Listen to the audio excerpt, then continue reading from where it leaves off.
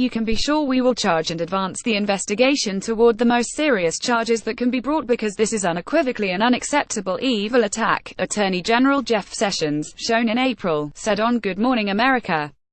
Chang W. Lee. The New York Times. Washington. Attorney General Jeff Sessions said on Monday that the evil attack in Charlottesville, VA, over the weekend meets the legal definition of an act of domestic terrorism, an early declaration in an investigation after a car plowed into a crowd of protesters. It does meet the definition of domestic terrorism in our statute, Mr. Sessions said on ABC's Good Morning America, referring to her fatal attack on Saturday when a vehicle drove into a crowd protesting white nationalists, killing one woman and injuring others. A 20-year-old man has been arrested and charged by Virginia authorities with second-degree murder, 3 counts of malicious wounding and failing to stop at the scene of a crash that resulted in a death. You can be sure we will charge and advance the investigation toward the most serious charges that can be brought because this is unequivocally an unacceptable evil attack, Mr. Sessions said, adding that terrorism and civil rights investigators were working on the case. Mr. Sessions appeared on several morning news shows on Monday, condemning the violent demonstrations over the removal of a Confederate monument and defending President Trump's response. Mr. Trump has been reluctant to criticize white supremacists for the weekend's bloody protests in Charlottesville. The Attorney General's remarks were notable for being more specific and direct than the president's in condemning the alt-right, a loose collective of far-right activists, some of whom espouse racist and anti-Semitic views. Mr. Sessions, who is coming off weeks of pointed criticism from Mr. Trump over his performance as Attorney General, was pressed to explain why the president had not forcefully condemned white nationalism. Mr. Sessions said the president had done so, but he was referring to an unattributed White House statement on Sunday that condemned white supremacists, not to comments Mr. Trump made publicly. He said that yesterday, his spokesman did, Mr. Sessions said on ABC. It came from the White House, Mr. Sessions said on NBC's Today Show.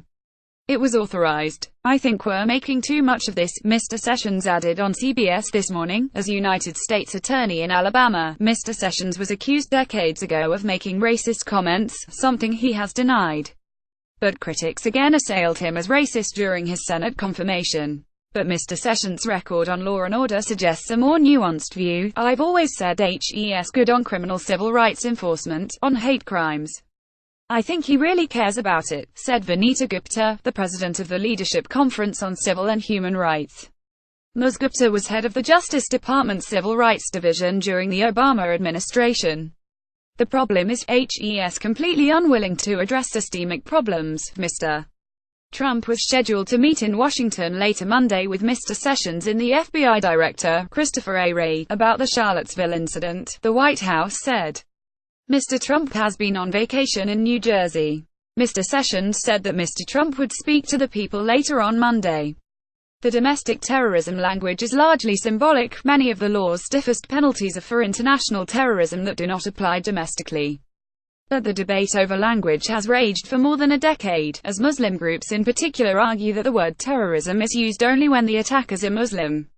By declaring the attack to be domestic terrorism, Mr. Sessions is moving quickly to quell a debate that swirled after the 2015 shooting of a historically black church in South Carolina.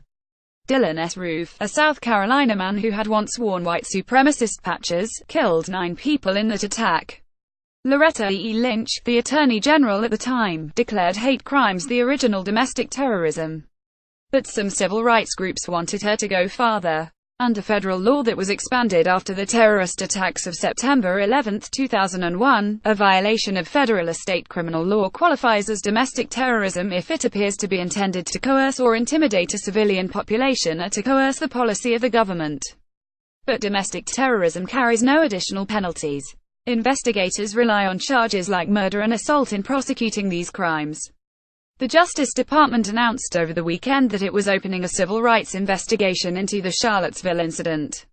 Matt Apatso contributed reporting and Kitty Bennett contributed research.